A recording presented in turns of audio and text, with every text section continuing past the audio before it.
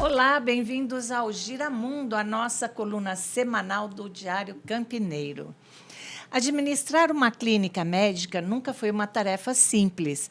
Além da responsabilidade de cuidar da saúde das pessoas, médicos e gestores precisam lidar com a folha de pagamento, contratos, impostos, fluxo de caixa, planejamento financeiro e todas as outras coisas inerentes a um negócio. Agora, um novo desafio entra definitivamente na pauta: a reforma tributária. Considerada a maior mudança no sistema de arrecadação brasileiro das últimas décadas, ela inaugura um período de transição que exigirá atenção, planejamento e adaptação por parte de empresas e profissionais da saúde. Embora a implementação seja gradual, as decisões tomadas hoje podem influenciar diretamente a competitividade, a segurança financeira e o crescimento de clínicas e consultórios nos próximos anos. Mas, afinal, o que muda na prática? Quem será mais impactado? Ainda há tempo para se preparar? Para responder essas perguntas, recebemos hoje a administradora e economista Júlia Lázaro, fundadora e CEO da MeetFocus, uma fintech especializada em soluções financeiras e contábeis para médicos e clínicas, que acompanha de perto os impactos da reforma tributária no setor da saúde. Júlia, seja muito bem-vinda ao Giramundo. É um prazer recebê-la para esclarecer um tema que certamente fará parte da rotina de milhares de profissionais, né, da saúde nos próximos anos. Eu agradeço o convite. Realmente é um tema importante e relevante que pode ajudar para não impactar o seu bolso. Ou então, abra o olho agora, né? Se prepare agora para depois não chorar, não é isso? Exatamente. Sei bem como é que é. Júlia, para a gente começar, por que a reforma tributária é considerada uma das maiores transformações econômicas do país nas últimas décadas? Bom, a reforma tributária, ela envolve uma complexidade. Ela já teve uma complexidade inicial para a aprovação. Isso era algo que, em vários governos, houveram tentativas para conseguir implementar. Mas como ela mexia em todos os âmbitos e começava a trazer uma distinção entre qual vai ser a fonte recebedora, a pagadora, se vai ter um impacto direto para o cidadão, como seria, tudo isso gerava uma complexidade muito robusta. Mas conseguimos aprovar nesse governo e agora a gente vai implementá-la em 8 anos. Então, haverá 8 anos de transição para que essa reforma, que é complexa e robusta, seja bem feita. E, assim, nessa área da saúde, você especificamente da área da saúde, da área de médicos e clínicas, né? Muitos médicos imaginam que isso é um assunto só para contadores e advogados. Por que eles também precisam entender essa mudança? Ok. Lilian, deixa eu até te explicar por que eu sou uma empresa especializada na área da saúde. Eu sou casada com um médico. Uhum. E aí eu sentia o dia a dia dele, a dor dele não entender absolutamente nada sobre essa questão tributária e quais seriam possíveis impactos, né? Então, o médico, que muitas vezes pode ser autônomo ou mesmo constituir um CNPJ, ele se torna um empresário. E aí ele precisa entender todas as nuances, quais são os impactos. Por isso que é tão importante para o médico, para o contador, para o advogado, todos saberem qual vai ser o impacto dentro da sua área. Então, por exemplo, a área da saúde, então os médicos, dentistas, eles tiveram um fator redutor que foi discutido lá no momento da implementação da reforma tributária. Isso já os ajuda em alguns momentos, mas vai precisar de etapas específicas, desde entendimento de um fluxo de caixa, quais são os efeitos de toda essa nova estrutura. Mas sim, todos precisam se aprofundar para não ter depois um rombo no seu orçamento. E essa fase, esses 8 anos, né, a fase de transição começou esse ano, não é isso? E o que efetivamente já mudou e quais são os próximos passos dessa implantação? Legal. Então, vamos lá. O que começou em 2026 teve um ajuste para identificação nas notas, organização das notas fiscais. Isso foi uma tarefa mais do contador. Então, a gente fala que foi um teste para que todos os contadores se organizassem do ponto de vista de estratégia e envio das obrigações acessórias para o fisco. Então, o cidadão não sentiu isso de fato, o impacto em 2026. O O que teve em 2026, muitas pessoas confundiram, foi a questão da taxação das altas rendas. E que os médicos achavam que fazia parte da reforma tributária, mas isso não é um passo da reforma tributária, e sim uma questão do governo. Na prática, então, o contador que teve impacto em 2026, mas 2027 será para todos os empresários, para todo mundo que está envolvido no processo em si, porque vão ter impactos diretamente da questão do split payment e também já da implementação da CBS e da IBS. Quase entendi. Vamos lá. Eu fui acompanhando palavrinha por palavrinha. Mas existe uma diferença para o CNPJ e para o CPF? Por exemplo, do médico que tem a clínica. Hoje em dia, quase todos são PJ, né? Sim, porque eles são obrigados a, inclusive, prestar serviço através de PJ, né? Perfeito. Mas existe uma diferenciação no CPF e no CNPJ? Sim, existe. Então, a pessoa física, ela vai continuar fazendo, por exemplo, um planejamento de livro-caixa. Então, ela pode estruturar que um profissional autônomo pode fazer. A questão da CBS, ela vai incidir na pessoa jurídica. Só na jurídica. Isso. O que significa CBS? Não é cadastro. Não é cadastro. É Contribuição Brasileira de Serviço. Entendi. CBS. Tá. Então, acredito que seja essa a sigla, Contribuição Brasileira de Serviço.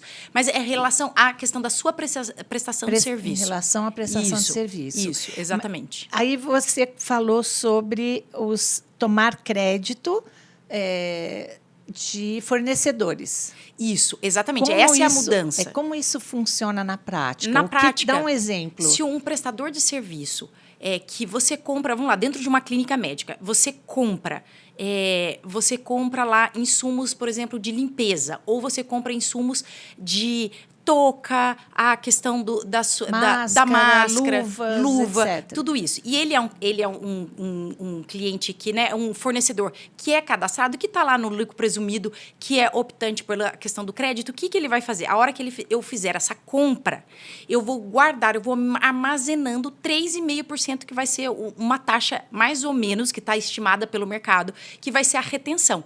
Então, toda vez que você fizer uma movimentação, você vai se creditando. E aí você vai poder, lá no final do mês, somar todos, né? Tanto o que você teria que pagar de imposto da CBS a mais, versus o que essas pessoas foram te gerando de créditos dentro da sua PJ. E lá no final você consegue descontar. Então, pode ser que esses 3,5% da CBS, você consiga até zerar.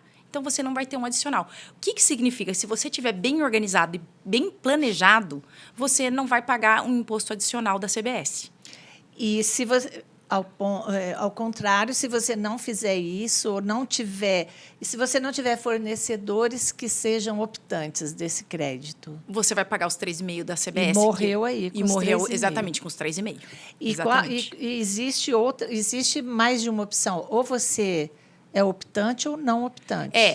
A opção cabe ao Simples Nacional. Ou você é optante ou você não é optante. E aí você vai decidir baseado num cálculo do seu imposto. Por isso que é muito importante o contador te dar um suporte nisso. E se você optar... E qual a outra opção além do Simples Nacional? Aí você tem o lucro presumido. Lucro presumido isso. É aquela questão quando tem sócios, esse tipo de coisa? Não necessariamente. Não necessariamente. Aí já é uma composição societária, onde é uniprofissional, só um sócio. É mais de acordo com o regime tributário. Então, você tem o Simples Nacional, você pode ter um alto faturamento no Simples Nacional, com pessoas e etc. Ou você está no lucro presumido. Vai depender do tipo, do formato que você vai navegar para fazer um bom planejamento tributário. Então, assim, essas nuances são todas propostas, esses cenários são feitos pelo contador. Então, ele vai falar, olha, se você ficar no Simples Nacional e não for optante, você vai pagar o mesmo imposto. Então, como eu quero dizer não optante? Às vezes, ele não toma, vamos dizer, um grupo de psiquiatras, que ele não tem insumos, ele não faz compra, ele faz atendimento online, ele só tem um funcionário e o paciente dele final é o médico, é o paciente. É o paciente. O que acontece? Isso não gera um crédito para ele, não faz sentido. Então, ele segue ali o Simples Nacional, né, sem optar por tomar crédito. Tá. Mas se já é uma clínica mais robusta, que compra insumos, etc., faz sentido ele falar, sou optante, e esse 3,5% que viria da CBS, ele pode tomar crédito dos fornecedores. Entendi. E aí ele abate e paga menos imposto. Por isso que a reforma tributária ela vai exigir que você tenha um bom planejamento e uma organização para você conseguir pagar até menos imposto. Tá, eu consegui entender a diferença entre profissionais que não tenham como você falou, dos psiquiatras, né, que é uma prestação de serviço simples. A gente chama de simples consulta. Isso, a simples consulta para a clínica que vai fazer a opção. Agora, eu não consegui entender assim, o que seria melhor entre o Simples Nacional e o lucro presumido. O que vai fazer você optar por um ou por outro? É o seguinte, no final, o que a gente precisa identificar é a sua alíquota efetiva de imposto.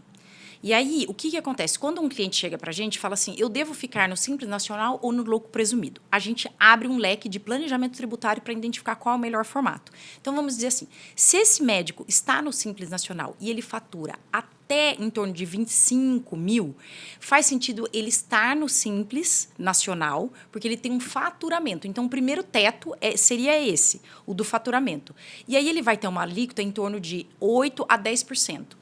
Se ele começar a aumentar o faturamento, ele põe outros médicos para trabalhar, tem outros sócios, se ele aumenta muito o faturamento dele, a alíquota sai de 10% e vai começar a chegar em 15%. E chegando até 20%, às vezes, no Simples Nacional. Aí, o que faz sentido? Faz sentido você sair do Simples e ir para o lucro presumido. No lucro presumido, vai depender da cidade que você tiver, mas vai variar entre 12% a 13% sem planejamento tributário, sem utilizar alguns benefícios. Mas, se você utilizar, você vai para 10%, por exemplo, uma equiparação hospitalar. O que eu quero trazer para você? É sempre comparando faturamento versus alíquota efetiva. E aí, dependendo do faturamento, do número de pessoas, só um outro exemplo, no Simples Nacional, se você tem 28% do seu faturamento no valor da folha, você consegue utilizar do fator R. Que são várias nomenclaturas contábeis, mas esse fator te sai de um anexo que paga um imposto mais caro para um mais barato. E aí faz sentido você estar no Simples Nacional. Por isso que a gente fala, a complexidade tributária ela é grande, mas se você fizer um estudo entendendo como sempre você tem que mirar, e parece o óbvio, mas eu queria te falar que não é, Lília, que é o óbvio de perguntar, qual é a alíquota efetiva que você está pagando de imposto? Quando eu faço essas perguntas nas minhas aulas, nas palestras, os médicos não sabem responder. E para você saber o princípio básico de se você vai ser optante, se você não vai ser optante, se você é lucro presumido ou Simples Nacional, o ponto de partida é quanto você está pagando de imposto na sua alíquota efetiva. E aí, a partir disso que você vai falar. Então, o que é uma alíquota efetiva interessante? Que você esteja ali entre 8% a 10%. Se você está acima disso, você está ineficiente. E aí, você tem que navegar entre os sistemas para ver qual tem mais benefício. Entendi. E, assim, quais são os principais impactos que as clínicas e consultórios podem sentir durante esse período de transição? Acho que 2027 vai ser um impacto mais real. Como eu falei, 2026 foi muito atrelado ao contador. Tá. 2027 já muda quando eu falei do split payment. O que é o split payment? Então, antes, o médico ia lá e ele recebia, vou dar um exemplo redondo, né? 100 mil reais em 3 meses. Ele recebia 100 mil reais. O que acontecia? Ele recebia esse valor de um convênio. É um grupo de médicos, 3 médicos recebiam 100 mil reais. Depois de 3 meses era apurado o imposto e pagava-se o imposto em torno de 10%, 12% para o fisco, certo? O que vai acontecer agora? Não vai ser esperado mais esses 3 meses. Vai ser retido na fonte pelas instituições financeiras, as instituições de pagamento. Então, se você fizer um PIX, se você fizer um pagamento de cartão de crédito, qualquer coisa vai ser retido na fonte. Lá atrás, lembra da CPMF? Mas já não paga, mas o profissional já não paga? Não no ato do pagamento. Então, vamos lá, o convênio paga, espera-se 3 meses e apura o imposto e faz o pagamento do imposto. Do trimestre, do IRPJ, da CSLL. Agora, vai ser tudo retido no momento do pagamento. Nenhum imposto vai ficar. E isso vai impactar no fluxo de caixa, que antes você tinha 3 meses para fazer ajustes, etc. Agora, entrou na conta bancária, ele vai receber a diferença. Então, vai lá, ele vai receber o valor da diferença no momento. Então, é retido pelo banco. E antes não era retido pelo banco. Aí, depois é apurado o imposto. Meu Deus. Exatamente. Vai ser o inverso. Antes, pagava-se e apurava imposto. Agora, vai ser eu pago no momento da transação e apuro imposto 1 mês depois. Então, por exemplo, vamos ver um exemplo prático. Um médico que dá plantão, que ganha de plantão, ele geralmente recebe no fim do mês. Ou dali, isso, enfim. 30, 60 dias. Mas recebeu o montante todo, né, o bruto. Isso. Vamos 10 mil, que ele recebeu 10 mil. 10 mil. Como que vai ser Hoje, ele receberia lá os 10 mil e depois ele iria apurar imposto se tivesse no lucro presumido. Por que eu estou enfatizando? 90% dos médicos estão em lucro presumido. Tá? Então, geralmente, eles usam o imposto trimestralmente, eles pagam e apura-se no trimestre. Então, ele recebeu 10 mil, recebeu 10 mil líquido. Recebeu no outro mês mais 10 mil líquido. Depois de 3 meses, mais 10 mil. Então, ele recebeu 30 mil líquido, aí apurou o imposto e pagou a diferença, depois de 3 meses. Agora, ele vai receber já com desconto. Já vai vir, ao invés de 10 mil, vamos lá, venha 9 mil para ele. Já vai líquido. Então, ele não vai guardar os 3 meses para calcular. E nem precisa pagar também, já está retido. Não, já está retido. O que vai acontecer? Se você for tomador de crédito, aí você consiga pagar um pouco menos depois na sua apuração, ou mais. Aí vai fazer um ajuste de contas. Se ele tomou algum crédito, talvez ele pague um pouco menos no próximo. Então, ele consegue ir ajustando as contas dele entre... Confuso, não é? É confuso. Eu brinco que o sistema tributário, ele não foi feito para você entender ele na totalidade, porque quanto menos você entende, mais imposto você paga. Então, estou achando, é o que eu entendi, né? E assim existe esse risco real do aumento de carga tributária por parte dos profissionais de saúde. Ele existe se de fato, por exemplo, você não tiver alinhado com o seu contador, que você é um profissional da área da saúde, porque hoje a taxa do imposto vai ser em torno de 28%. É que para o médico, como eu falei, teve o fator de redutor. Uhum. E esse fator redutor, ele ajudou a área da saúde a preservar muito próximo, tá? O imposto muito próximo do que já é pago hoje. Exatamente porque ainda tem escassez dos produtos, né, da prestação de serviço médico. Então, se eles colocassem muito isso, eu brinquei que no começo as pessoas perguntavam assim, nossa, então eu vou largar a medicina se a gente for pagar tudo isso de imposto. Mas teve esse fator redutor, onde ele vai pagar uma carga tributária muito próxima do que ele já pagava. No final, ao final de todos, né, dos 8 anos, em 2033, o que vai acontecer? Hoje, se eu falei que é uma média de 12% a 13%, lá ele vai pagando 18%. Então, a gente está falando de 5%, mais ou menos 5 pontos percentuais a mais ao longo de toda essa trajetória. Quando ficar isento o ISS, etc., então ele vai fazendo esses ajustes. Então, por isso que é importante ele se organizar para que ele tome crédito e pague menos imposto. Mas, sim, de fato, tem um aumento da carga tributária se ele não se organizar. Nossa, é confuso, né? Bem complicado. Coitado, não dá para esperar que os médicos entendam, né? Assim, são muito poucos, né? Os fora da caixinha, né? Na sua experiência, qual que é o erro mais comum que médicos e empresários da saúde estão cometendo com a reforma tributária? Então, assim, a reforma, como você está falando, é complexa. Eu costumo dizer que o médico ele não precisa sair um contador especialista, ele precisa ter um bom parceiro, um bom contador que entenda de todas as nuances, isso é muito importante. Uhum. Mas, além disso, o médico ele precisa ter um mapa mental tributário. Algumas coisas que ele vai precisar saber, ele vai ter que questionar o contador dele. Então, ele pode até não ter todas as respostas, mas ele tem que ter boas perguntas. Uhum. E as boas perguntas começam: qual é a minha alíquota efetiva de imposto?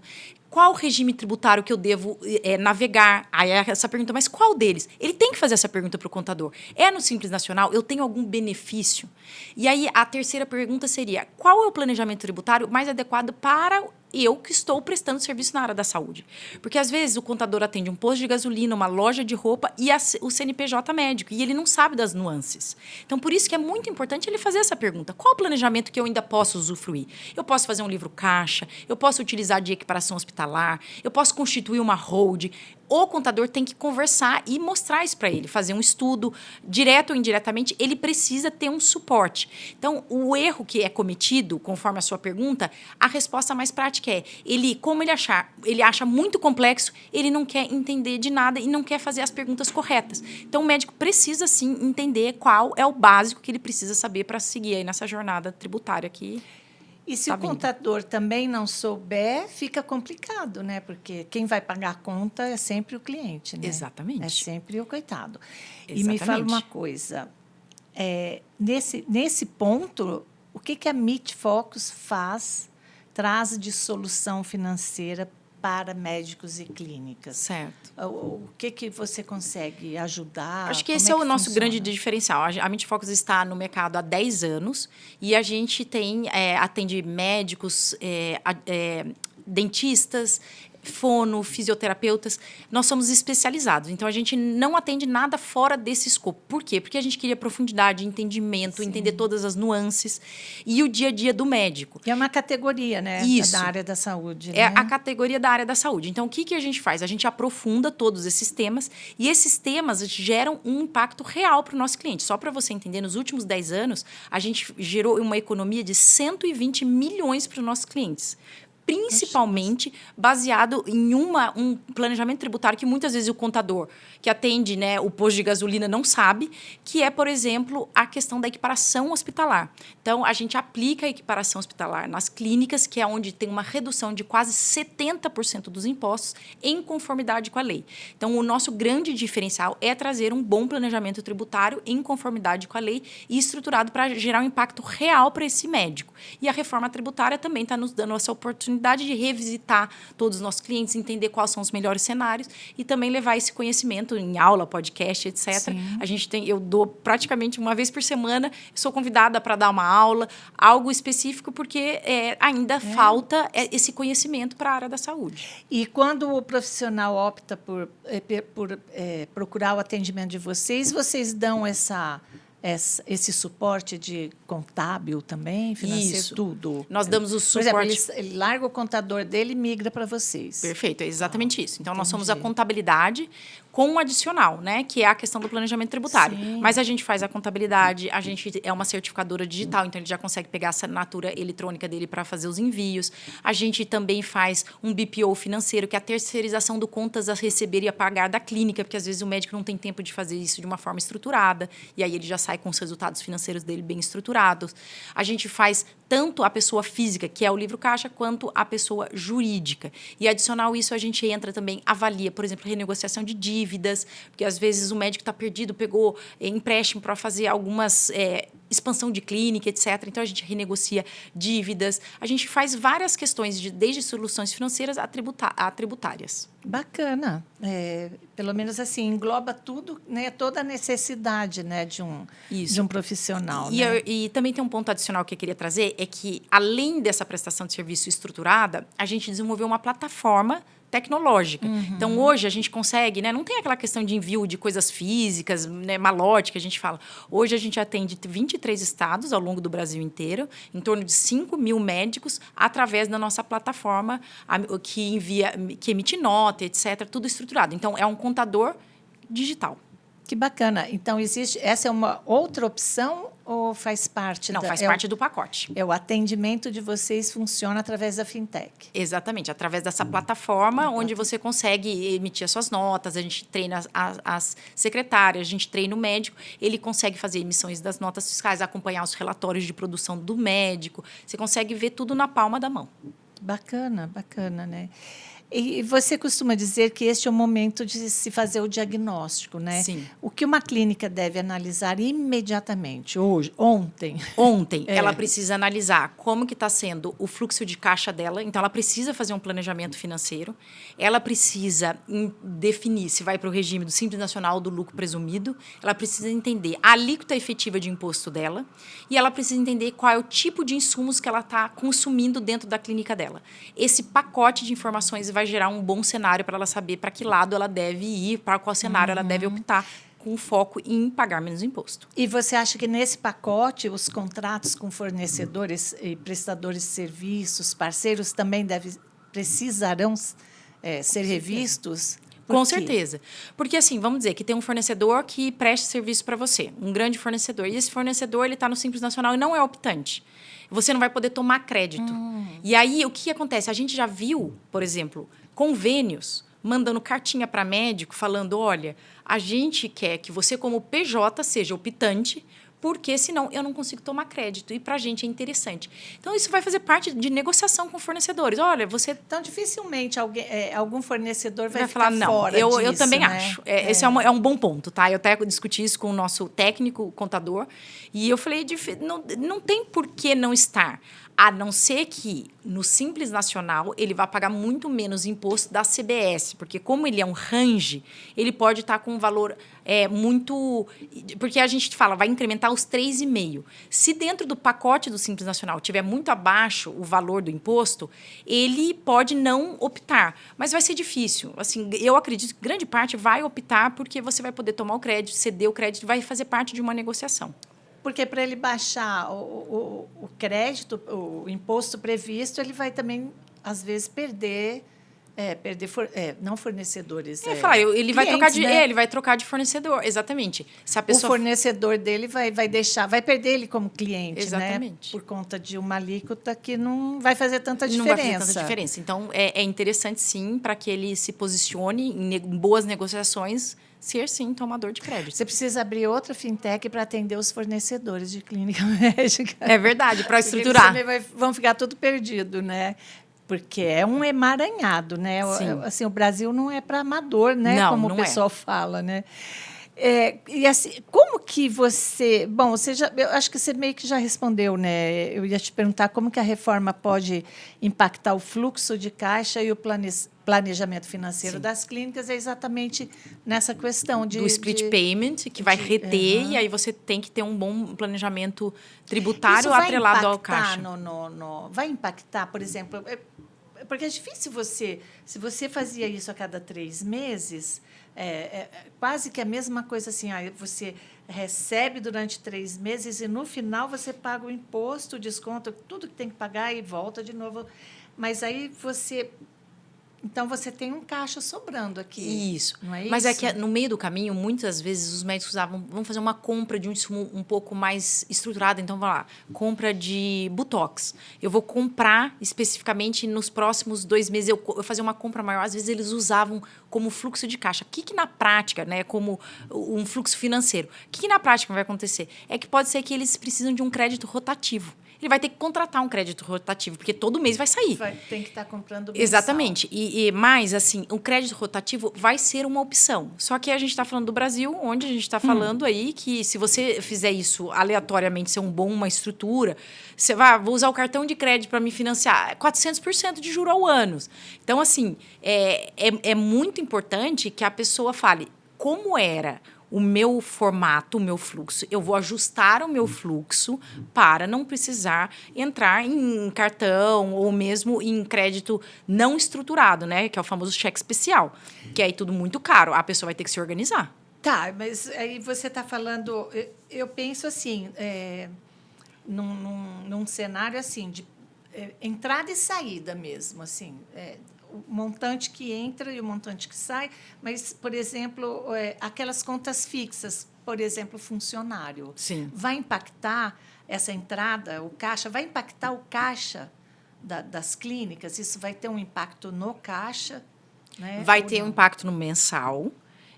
Só que você está falando assim, no final das contas, depois de 3 meses era pago. Mas, às vezes, ele usava isso no meio do caminho, não para pagar o salário, mas para fazer algumas compras. Então, se ele fazia uma compra à vista e depois compensava lá no final, ele não vai mais poder fazer isso. Ele vai ter que fazer, então, agora eu vou fazer parcelado. Entendi. Ele vai ter que deixar tudo muito organizado, por isso que eu falo, o planejamento vai ser tão importante. Porque ele vai ter que parcelar, ele vai ter que deixar organizado de acordo com esse novo fluxo, que antes ele contava com uma sobra em 3 meses e agora não tem. Agora é toda vez mensal e ele vai ter que se organizar para mensalmente ter um fluxo de caixa. E você acha que esse novo cenário também vai mudar a precificação de consulta, de atendimento, de exames, procedimentos? Eu acredito que no curto prazo não, mas no longo prazo sim. Porque gera uma complexidade. Eu acredito que o contador talvez tenha que precificar, porque ele vai ter mais complexidade para fazer tudo isso.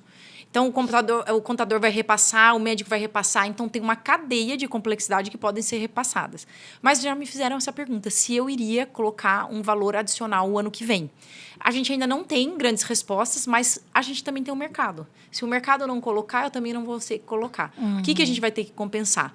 Toda essa complexidade com tecnologia. Porque senão a conta vai vir né? Alguém tem que, no final, vai ter que pagar essa conta. Ou vai ser o paciente, ou vai ser o contador, ou vai ser o médico. Então, tem que ajustar. E quem vai ficar com o dinheiro vai ser o governo. Que é a ideia, né? Que é a ideia. A ideia Que é o objetivo deles. É exatamente isso, né? Essa profissionalização de gestão médica já vinha crescendo, né? Você acha que essa reforma vai acelerar mais esse movimento? Com certeza. Com certeza. Você tem feito? Você faz? Sim. Você falou que você faz palestra, dá cursos e tal. Você tem, como posso falar, cursos específicos para profissionais a gente dá de saúde? consultoria. Consultoria. Tá? Então, tem cursos, na verdade, eu, por exemplo, semana que vem eu vou estar num workshop chamado SD Conecta, que é um workshop de um médico que elaborou para outros médicos sobre gestão, e isso tem acontecido com muita recorrência, e aí a gente leva a parte de tributária. Mas a questão mais prática no dia a dia é o entendimento através de estudo dos cenários personalizados. Isso é muito importante. E a gestão, ela tem se tornado uma pauta muito relevante dos médicos. Se você me falasse no começo da MedFocus até hoje, então a gente está falando de 10 anos, lá atrás o médico ele estava preocupado com, assim, eu queria entender como que funciona o pagamento de imposto. Agora, ele quer entender todas as variáveis de uma clínica. Ele quer entender imposto, ele quer entender como que eu capto mais pacientes, porque os convênios estão estrangulando o médico e aí ele quer ir para uma linha mais de paciente particular.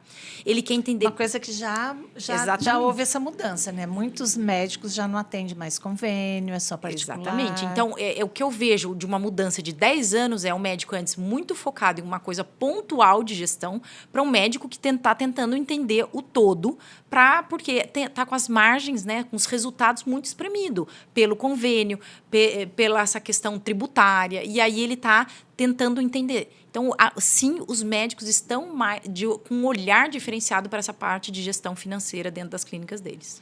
E, na sua visão, quais os indicadores que as clínicas deveriam acompanhar mês a mês para tomar decisões mais seguras? Se eu te contar que o básico não é feito quando eu chego na clínica, que a gente chama, que é um termo muito financeiro, e aí o médico fala, não estou entendendo exatamente, que a gente fala que é a DRE, que é a demonstração de resultado do exercício. O que acontece? Dentro de uma multinacional, isso é lei, é regra. Você tem que saber quanto que a sua empresa deu de lucro. Começa com faturamento, depois os seus custos, sua despesa, e lá no final, quanto sobrou, quanto gerou de caixa. O que acontece? O médico não faz isso. E, por incrível que pareça, então, se você me perguntasse hoje, de bate-pronto, qual é a primeira coisa que eu diria era, tenha uma DRE, que nada mais é o ponto de partida da receita até o seu lucro, mensalmente. E, Júlia, por que eles não têm? Eles não têm isso muitas vezes por uma gestão de muita informalidade. Às vezes, eles misturam a pessoa física com a jurídica. Eles pegam dinheiro, gastam com outras coisas. Aí ele não sabe o que era da clínica, o que era dele. Tira um salário que não era compatível naquele mês, porque teve a sobra dos 3 meses, ele foi lá e pegou o dinheiro. Só que aí tem um imposto para pagar. Aí tem que acumular, tirar, cortar de outras coisas. Então, assim, eles misturam pessoa física com jurídica. Isso é um ponto muito importante. Eles precisam se organizar e controlar a demonstração de resultado, que é saber exatamente qual é o lucro da sua clínica. E quando o médico faz isso, eles ficam surpresos, porque muitas vezes está dando prejuízo. Porque o que acontece? Ele ganha muito com a produção dele. Mas a clínica, no todo, ela está sendo dividido o prejuízo entre os 3 médicos que estão lá. Então, ele tem essa mistura, essa falta de informação financeira gera um não entendimento da situação da clínica e não da pessoa física dele, da retirada que ele tira. Na sua visão, quem estará mais preparado para enfrentar esse período de transição?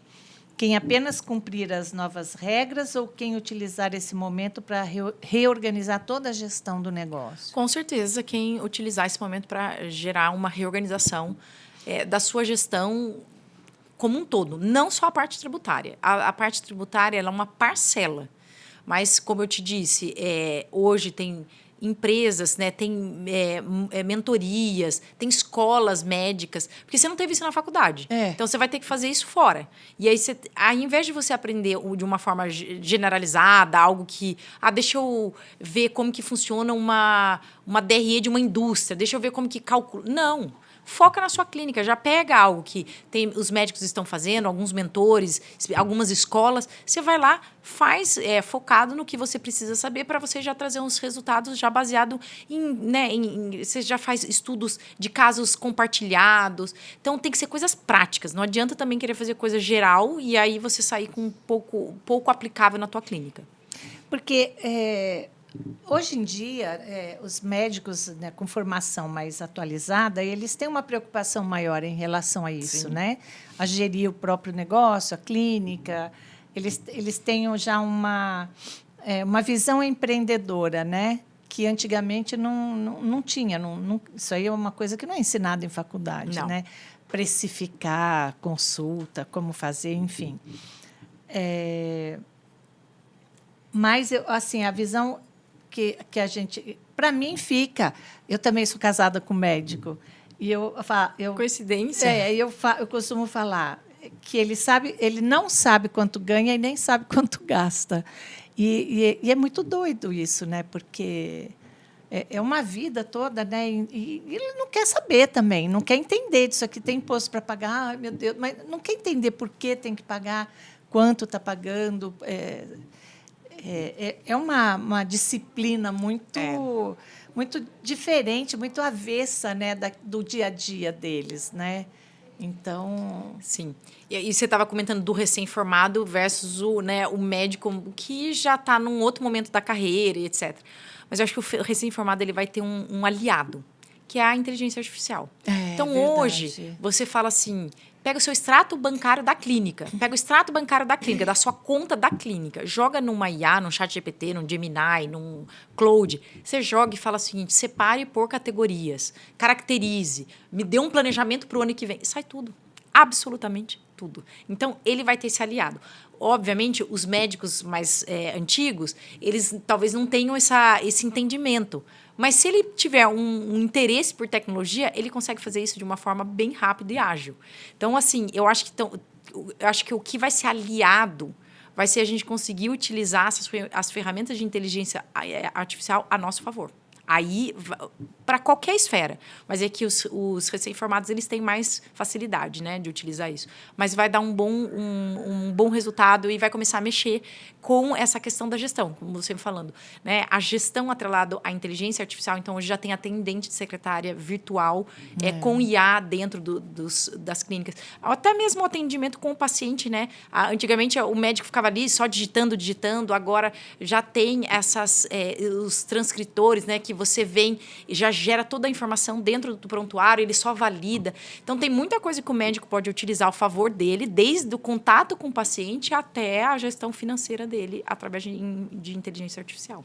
Porque com todo esse funil, né, que está sendo criado, eu vejo assim, que a única solução para médico, estou falando de quem tem clínica, mas para médico é poder aumentar o fluxo de atendimento, né? E mesmo assim... Exatamente. Chega, por exemplo, já vem, né? Se chega o Pix, até Pix de paciente já vem descontado? Se o paciente pagar por... Tudo vai ser o meio do pagamento que vai reter. Qualquer coisa que passar lá vai ser retido. Cartão de crédito, Pix, o que for vai ser retido. E uma pergunta assim, fora do quadrado. Essa reforma ela vai impactar também quem não é da área de saúde? Sim. Da mesma forma, com esse mesmo escopo? Ela vai ser mais dura com os outros. Porque, como eu falei, assim, a área da saúde teve um fator redutor de imposto de 60%. Então, teve uma base que foi reduzida por ser a área da saúde. E a gente está falando lá no final da reforma tributária, vai ficar em torno de 18%, 17% de imposto. Para quem não é da área da saúde, que não teve esse fator redutor, vai chegar em torno de 28% a 29%. Nossa Senhora, é muita coisa. Nossa. Exatamente. Mas aí vai poder tomar crédito, né? Então, vai ter que realmente utilizar de bons fornecedores. Tá, mas para quem não é da área da saúde ou não tem tipo, não sei, professor de inglês, por Que exemplo. presta serviço. Vai impactar? Vai cair próximo dessa alíquota aí de 28%. Nossa É Senhora. muito alta a alíquota de 28%. Já era ruim, né? A gente já pagava exatamente. muito. É que as pessoas Vai tinham uma passar ideia para de... quanto agora? Todo mundo falava que você tem que pagar 3 meses, você gasta 3 meses, você trabalha 3 meses para o governo para poder receber. Isso aí. Na verdade, era em torno de 5 meses. 5. 5 meses. Nossa, não era nem 3. Agora é meio a meio. Agora você vai trabalhar mais ou menos meio a meio. Aí 5 uns 6 meses, se você não fizer. Por isso que vai ser muito importante. Vão ser 8 anos de muito importante de entendimento, de falar sobre esse assunto, esclarecer para o cidadão, não só da área da saúde, mas para os outros também, sobre a reforma tributária, para ele poder utilizar de uma forma inteligente lá o planejamento dele. E você acha que existe alguma possibilidade disso ter lá na frente ser votada de outra forma? Ou isso vai morrer assim?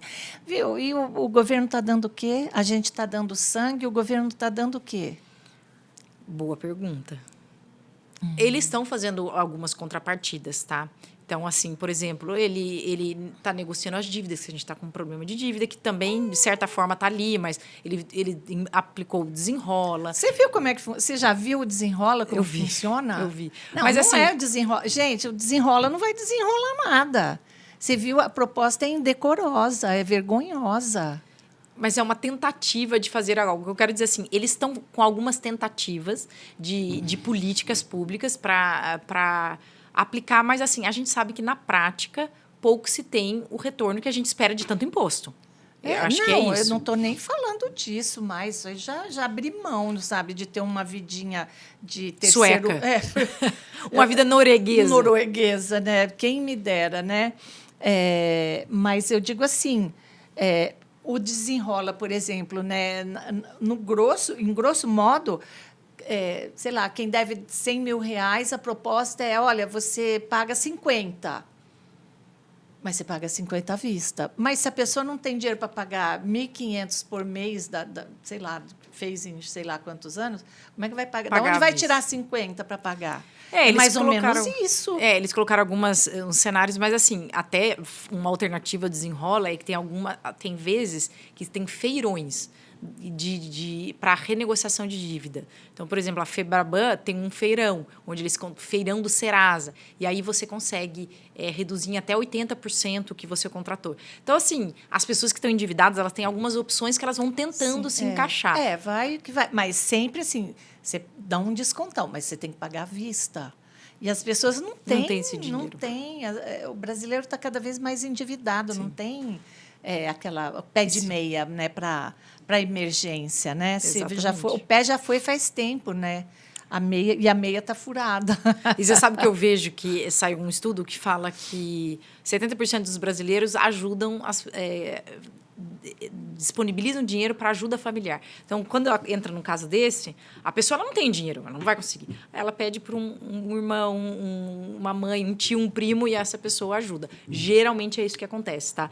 Só que eu brinco, se você faz isso mal feito, aí a pessoa não consegue nem pagar o que tinha ali, depois, porque se ela não ajustou as finanças dela, ela vai entrar na mesma situação. E aí ele não vai devolver o dinheiro para o familiar. Então, você tem que estar muito ciente quando você faz essa ajuda aí entre... irmãos, parentes, etc. Sim. Júlia, antes da gente encerrar, eu queria fazer umas perguntas assim, tipo um bate-bola. Eu pergunto e você, com uma palavra, você tenta responder. Tá bom. Se possível, tá bom? Planejamento ou improviso? Planejamento. O maior erro financeiro das clínicas? Informalidade. A gestão é? Gestão é ter dados financeiros na mão. Reforma tributária em uma palavra? Conhecimento. O futuro da gestão médica será?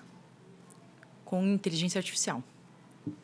Olha, e se você pudesse deixar uma orientação para os médicos que estão nos assistindo, né, e ainda não começaram a se preparar, qual seria o primeiro passo? Saiba qual é a alíquota efetiva do seu imposto e defina até setembro se você vai estar no regime do Simples Nacional ou do lucro presumido e se você será optante ou não para tomar e ceder créditos. Então, para quem está alienado também, é setembro. A data é agora, né? Isso. Setembro desse ano. Corre atrás do seu contador, pergunta o que está acontecendo, pergunta como é que o que você tem que fazer ou ele tem que fazer, mas a pergunta principal é Qual é a alíquota Qual a efetiva do seu alíquota? imposto? Tá. Se você vai ficar no lucro presumido no Simples Nacional, se vai ser optante pela CBS ou não. Se você vai tomar crédito ou não. e se fizer essa mudança, se isso de que forma isso vai impactar o seu negócio, Exatamente. né? De Exatamente. preferência para optar por uma alíquota menor. Exatamente. Né? E a gente desenvolveu uma calculadora dentro da Midfox que analisa todos os cenários tributários aqui dentro do seu CNPJ. Então, isso facilita bastante. A gente tem disponibilidade para caso alguém tenha interesse, a gente disponibiliza esse diagnóstico a custo zero, essa análise de cenário a custo zero. Que bacana. Sim. E para ter esse acesso, faz contato com vocês, tem um site, Isso. vai estar aparecendo aqui enquanto a gente conversa e vocês vão poder entrar em contato e tirar todas as suas dúvidas mais especificamente com a Júlia ou com a plataforma lá. Júlia, hoje ficou claro que a reforma tributária não é apenas uma mudança na legislação, é uma faca nas costas, né? Mas ela representa uma oportunidade para que médicos e gestores revejam seus processos, fortaleçam a gestão financeira e construam negócios mais preparados para o futuro, principalmente para quem está começando agora.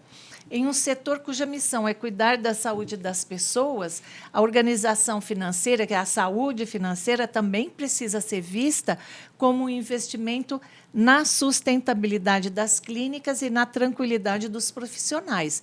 Porque quem ficar endividado não consegue trabalhar, o rolo vai crescendo.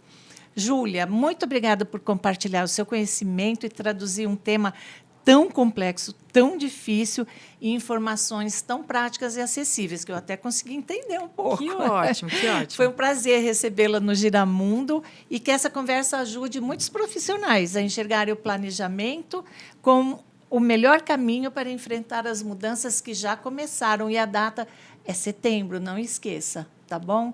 Júlia, obrigada de novo, agradeço. Muito obrigada. E vocês que estão nos assistindo, não deixem de compartilhar esse vídeo com aquele amigo médico que você percebe que ele está meio perdido na gestão dos negócios. E deixe o seu like, compartilha. Assim a gente tem um conteúdo relevante, vai ser distribuído para mais pessoas. E eu te vejo no próximo Giramundo. Até lá!